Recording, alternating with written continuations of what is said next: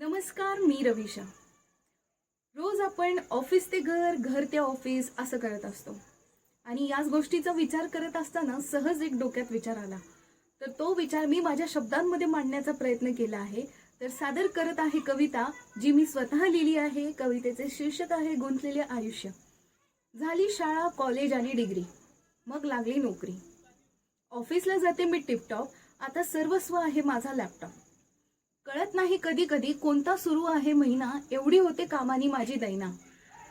घर काम, ऑफिस काम यातच निघतो माझा घाम.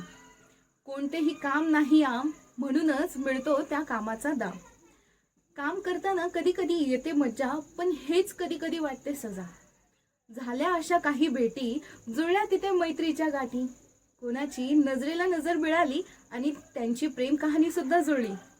ब्रेक टाइम नाही फक्त खाना खजाना, कामातून थोडा वेळ मिळावा म्हणून तेवढाच बहाना. आला विकेंड जाते फिरायला, संपला विकेंड जाते कामाला. वेळेत कधी मिळत नाही सुट्टी, वेळेत कधी मिळत नाही सुट्टी, एवढी जमली आहे माझी नी कामाची गट्टी.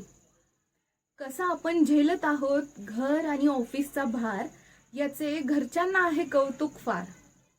असा आहे आयुष्याचा टप्पा, जिथे आता फक्त सुरू असतात भविष्याच्या गप्पा. असं वाटतं लहानच होतो बरे, निदान करता तरी यायचे नखरे. असं वाटतं लहानच होतो बरे, निदान करता तरी यायचे नखरे. पण याच लहान मनाने बघितलेली स्वप्न करायची आहेत पूर्ण. पुन्हा वाटायला नको आयुष्य आहे अजूनही अपूर्ण. पण याच लहान मनाने बघितलेली स्वप्न करायची आहेत पूर्ण. पुन्हा वाटायला नको आयुष्य आहे अजूनही अपूर्ण. कशी वाटली कविता? हे नक्की अभिप्राय द्या कमेंट्समध्ये. आवडल्यास लाईक करा, शेअर करा. धन्यवाद बघितल्याबद्दल.